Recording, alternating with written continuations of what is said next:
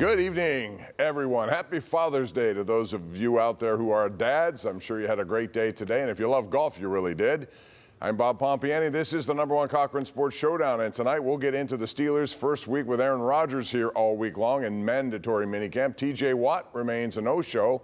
We'll get into that topic, and we'll talk about the Pirates and Paul Skeen and his season to date. But the #1 topic tonight on the #1 Cochran Sports Showdown is the U.S. Open at Oakmont. Here to talk about it, Andrew Fillipponi from 93.7 The Fan, Brian Batko of the Pittsburgh Post-Gazette. And Pony, I'll start with you on this one. An amazing day today to watch J.J. Spaun put together 3 really long birdie putts in today's final round to win, including on 18.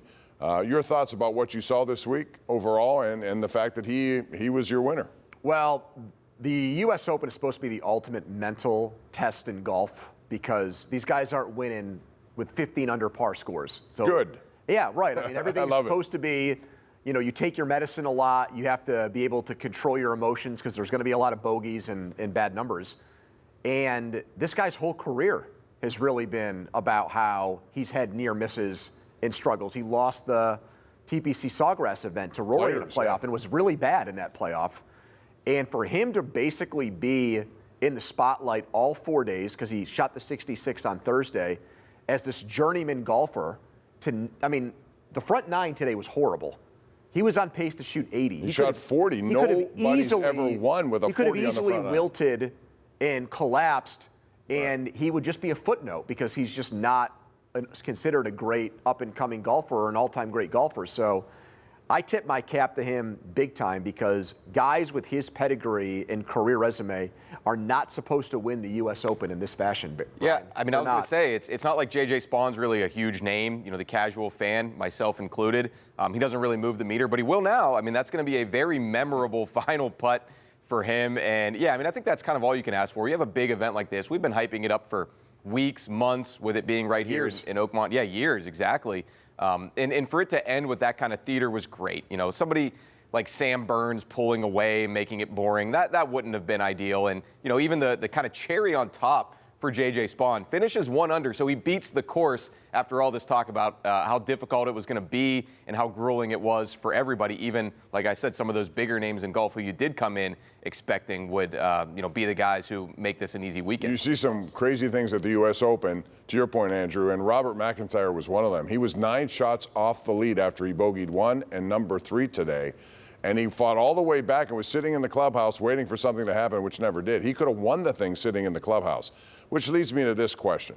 Brian, I'll start with you on this one. You saw the course conditions. There are a lot of complaints. I'm sure Terrell Hatton is going to really complain he was having problems. Sam Burns wanted a ruling that he had casual water. Which I thought he got a bad break on that. Yeah, it could have gone either way there, but apparently you have to see casual water to move the ball and give him a free drop. That didn't happen. Your thoughts about the conditions at Oakmont? I have no problem with them. I know some people do, including many of these golfers, Shane Lowry among them. Yeah, first of all, I don't care about the golfer's perspective of this because, again, as someone who rarely plays myself and you feel terrible when you're out there and you're frankly no good, it's kind of nice to see them suffer through this sometimes. These are the pros. Most of the time you watch them, even in the majors, they're cruising right along. It's got to be a humbling experience. I will say, though, for the fan that was there in person, you got to be a real diehard to stick around through that 18th hole and to watch J.J. Spaun make history. You might come home a little bit waterlogged on this Father's Day, but I'm sure a lot of great memories were made there. And, hey, if you could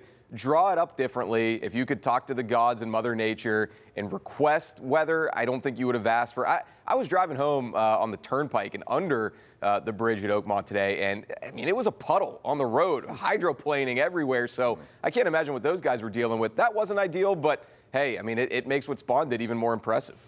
It's the national championship. It's supposed to be demanding but fair. It's supposed to make these guys. Was it fair? A lot of people I've talked to. Well, I think it was. I do too, but a lot of people have a complaint. It would be unfair if we saw scores at the end that were not in line with what we typically see there. Angel Cabrera won in 07. He was over par.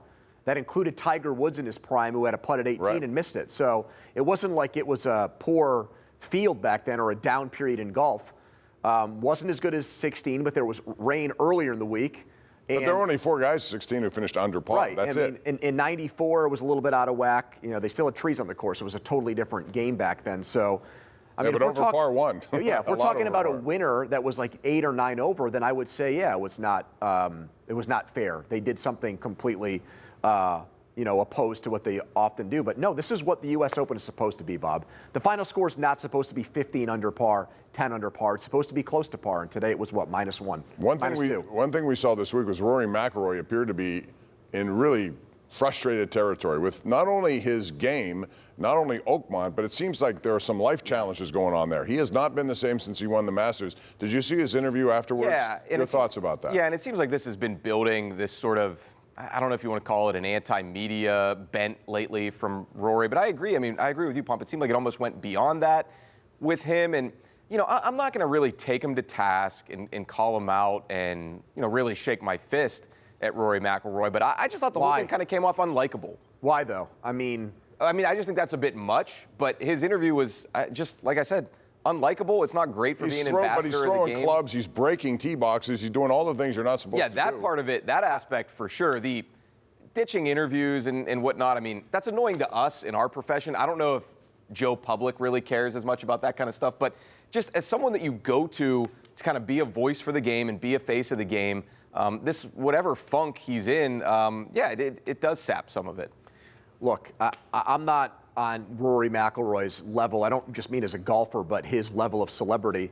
He did something 2 months ago that etched his name in the annals of golf. He should be the happiest man on planet Earth. He seems miserable right now. And I just wonder 5 or 10 years from now, is he going to look back on this period and say, what was wrong with me? Why was I so angry? Why was I so surly? Why was I so upset with everybody?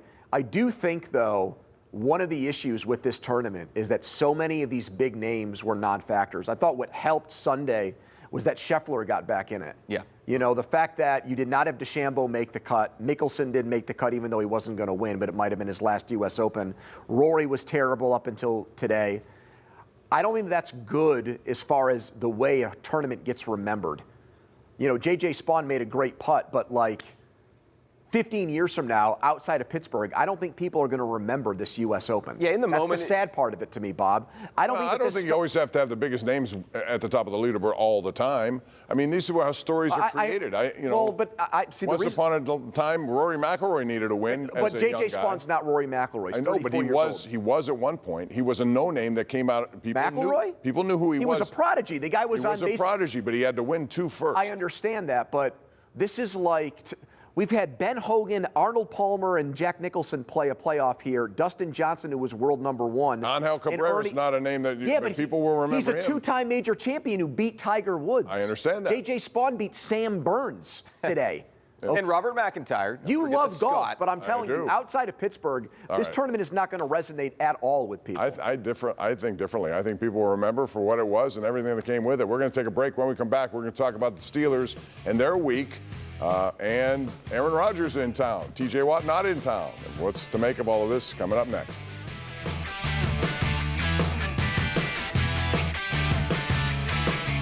All right, Aaron Rodgers in town this week for the very first time. TJ Watt was not. So, Brian, I want to ask you about this. First of all, the Aaron Rodgers. What did you make of his first week in town? And did he get guys on his team saying, oh, yeah, the guy's all in and we're all in, too, because of it? Yeah, of course. But I didn't expect anything else. I didn't expect guys to be coming out of the woodwork and saying, yeah, it's nice that he finally showed up or anything like that. They all toe the company line there for the most part. I mean, I made this of his early presence here, and maybe I'm just kind of comparing it to Russell Wilson at this time a year ago. More low-key for sure. Now, part of that could be his personality, but part of that could be he even said he wasn't taking live reps, 11 on 11, not even 7 on 7, whereas Russell Wilson was throwing himself in there from day one. Aaron Rodgers is taking it slow. Your mileage may vary on that approach, but they better hope he's able to ramp it up day one of training camp in Latrobe, which, if you recall, Russ could not because he hurt his calf during the conditioning test. Well, they're not going to have him push any of those things around, right? Yeah, the heavy sled that Tony's pushing. Yes, I am his doing dad those. bod in shape. Yeah. We see the videos, and it shows. And he handles it better than Russell Wilson. I appreciate that. Look, I think he made an excellent first impression. And as someone who does not think Aaron Rodgers is a good quarterback anymore, I do have to give him credit for dispelling a lot of the myths that were out there about him. He was supposed to take $40 million a year. He did not. He took 13. He was supposed to show up and blow up all this and not be there until training camp. He was at least there for mandatory minicamp. He was supposed to make a big public show of his signing and do it at like McAfee's event. He didn't. It was very low key. So a lot of these things that people like myself complained about regarding Aaron Rodgers, even beyond football, he didn't do. So I have to give him credit for that. So let's see if that continues into camp and, you know, once the bullets start flying in the regular season. But at least so far, he has not made this about himself the way that I thought he would. I still think it's fair to criticize the timing of it. I think this was an undersell, over-deliver kind of strategy. I do agree with that. By Aaron Rodgers. I mean, I think it helps any team to have their number one quarterback there for OTAs. I know they're voluntary, but especially when you're coming into a new team with no one you've played with before on offense, coaching staff that you don't know yet. I mean, I think that he already also knew when he was going to sign, and it was kind of they left it nebulous by design so that now you can say, yeah, at least he showed up for minicamp. But the way that this all fell together so quickly, clearly they were on the same page and he wanted to miss those first couple weeks. All right, the next question is, how does he coexist with Mike Tomlin, Arthur Smith? It sounds good for now. Everything went fine this week, but at some point he's going to want to do what Aaron Rodgers likes to do. Look, there was a honeymoon period, and Aaron praised Arthur Smith for the person he is and also his offensive system. But I don't see those two things really syncing up with each other. I think Aaron's going to want to throw the football a lot, and that's really not been Mike Tomlin and Arthur Smith's MO post Ben Roethlisberger. So we'll see what style wins out. Aaron is not coming here to hand the ball off to Jalen Warren and Caleb Johnson 20 times in a game. And I think that's what Mike wants, or what Arthur Smith, I think that's what they would have done if Aaron Rodgers didn't show up here. So now I think they've signed up for the Aaron Rodgers experience, which means... But you don't think they're... I don't know, Brian. That seems to me like that's going against even what Mike Tomlin would... Even if you have Aaron Rodgers, the run game is important. And they brought Caleb Johnson. I think he's a better version of Najee Harris when you think about it. He could be. I'm not willing to go that far. Let's not forget. We're not going to make a second-round rookie the focal point of the offense. Third-round rookie. But, yeah, I mean, I think with Aaron Rodgers... I'm not so concerned about those personality clashes or philosophy clashes. Now, who knows? It's hard to predict if things go south, you know, who might, you know, start to chafe or who might not. But I don't think he's still the same guy. And if you watch his documentary on Netflix, which I have taken the time to watch that, he doesn't seem like the type of guy who's going to stab you to win another Super Bowl, and he's going to do everything within his power, and he is absolutely obsessed with furthering his legacy. I would be more concerned of just, hey, is he fully bought in? Is he going to do everything he needs to do and work around the clock and do all of that with the city's infatuation with getting over the hump? Maybe it'll work out, but you know, I just think I think if there's any worry here, it's more about him mailing it in this season than clashing and butting heads with the OC. I don't know if it'll be adversarial and like super confrontational. I just know that the body of work here is that Ben and Mike didn't see eye to eye when he wasn't really allowed to audible at all or do his thing until late in games his final season under Matt Canada. Mitch Trubisky felt like he was put in handcuffs, and probably rightfully so because he's not a very good quarterback. Mason Rudolph was hacked off because he was buried on the depth chart. Kenny Pickett had issues. Russell Wilson has his best game, and then they put the restrictor plate on him. Justin Fields obviously felt some sort of way about his relationship here. That's why he went to New York. So what's happened lately tells me that these guys are not going to get along, because that's just been the way the quarterback-coach relationship has worked here for a very long time. Yeah, that's a fair point. I think the difference here is, you know, this long-standing Mike Tomlin, Aaron Rodgers making eyes at each other during games. Maybe there's a higher level of mutual respect there that could allow this to go differently. But, yes, I'm sort of with Pony's original point. I just don't know how good he is anymore at this point. I mean, I thought the same thing, but I also think that if he is healthy enough to be out there, his arm still shows that he can get it done. So I think that's a good point you make with all the tension there's been between quarterback and head coach. We're going to take a break. When we come back, we're going to shift over to TJ Watt. He's not here, and they're having something going on there that could linger into training camp, and who knows, all the way to the beginning of the season. We'll talk about TJ Watt's absence from mandatory minicamp next.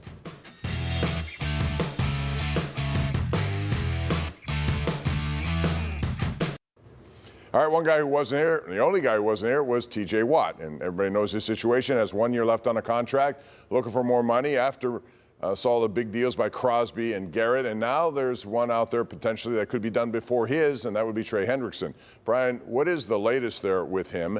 Do you expect this to resolve itself before the beginning of the season like it did the last time, or does it go even longer than that? I do. I can't envision a scenario where we're sitting there wondering if TJ Watt is not going to show up and play for the Steelers week 1. You also, another contract to triangulate here is Micah Parsons with the Cowboys. Right. I mean, that thing seems to be vacillating every day, depending on which Cowboys reporter or national insider you read. So I think with TJ, he wants no one to really know which way he's leaning or how this is going or what he's thinking. I think that's generally good in negotiations. And Mike Tomlin, I think, didn't really want to ruffle any feathers on Thursday when he was asked about it, saying that, he's not going to speculate on whether TJ will be here week 1 of training camp, but I think that could just mean that's Omar's job to figure that out with TJ's representation. I'm the head coach. I'm staying out of it, but I'm optimistic. Well, if he doesn't want us to know what he's thinking, he's got a horrible poker face. Because he put on Instagram 2 fingers up in the air. And he's never done anything. And then he didn't show up to that. minicamp. Right. So we know he's not pleased with the state of negotiations. I meant more so whether they're close or not, well, or whether they're making if they're close. traction. If they're close, I think he's there this past week. If he thinks Should they something's do imminent, it before any of these other contracts get done? well, yeah, they should have done it a long time ago. Yeah, I'm with you there. I don't think it really makes sense to do it now and give him the Myles Garrett contract based on where he's at in his career and where I think the Steelers are. He doesn't like Myles Garrett. He does not. So, look, I can tell you my opinion is one thing that happened last time that does not seem like it's on the table this time is when they were at a loggerhead situation and he supposedly stormed into Art Rooney's office and said, "I'm done with this. Let's get me back on the field and let's play." Where he basically was the guy who blinked or had to meet them in order to make it happen.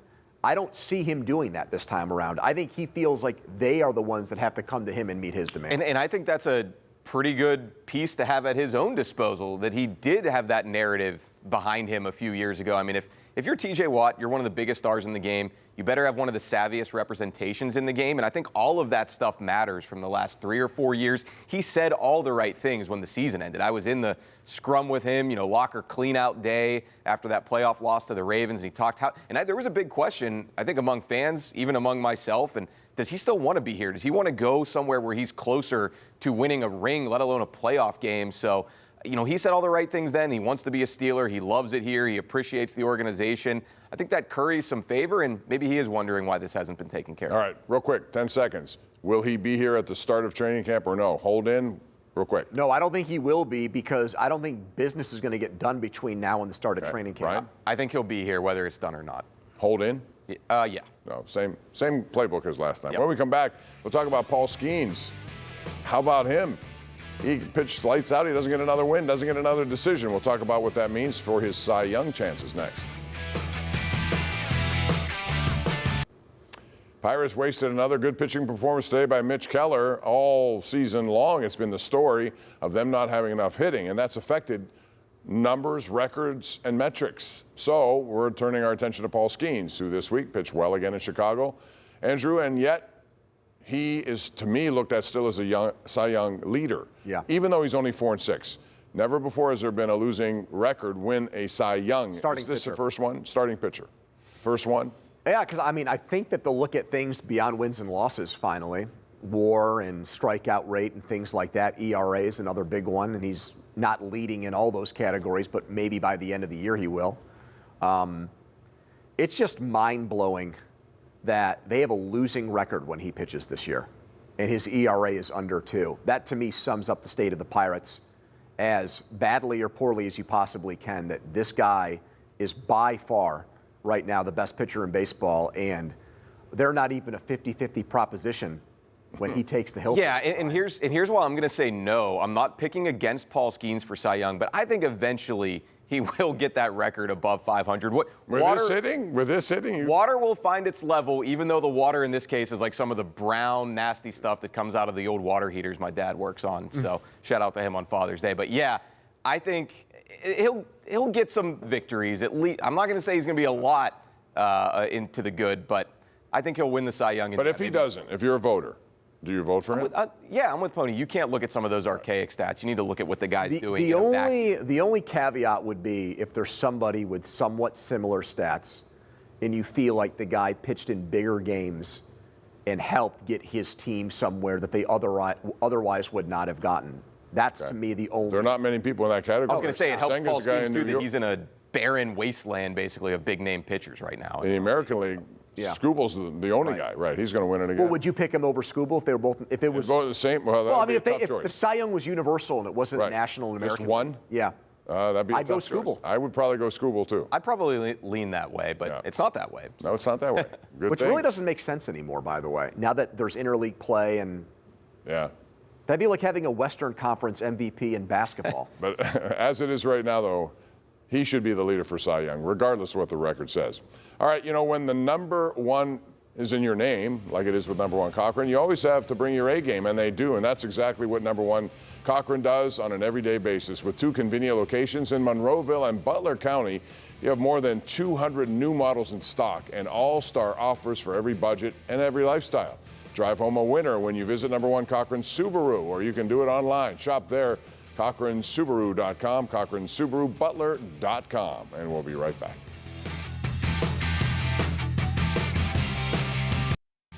All right, we're down to 30 seconds. Who wins the NHL and NBA playoffs? Florida's going to go back-to-back, and Connor McDavid's still not going to have a Stanley Cup, and I think it's over for Indiana and TJ McConnell. Oklahoma City's going to win in 6. Yeah, hate to agree with Pony on both, but the Canadian curse continues in the NHL, so I'll go Panthers there. And I just think the Thunder have been the best team in the NBA. They are the best team. Watch out for the Oilers. They have resilience. Happy Father's Day, Bob. Happy Father's Day Same to you guys to you, as well. fellas. We appreciate it. Thanks for watching us here on the Showdown. See you next Sunday.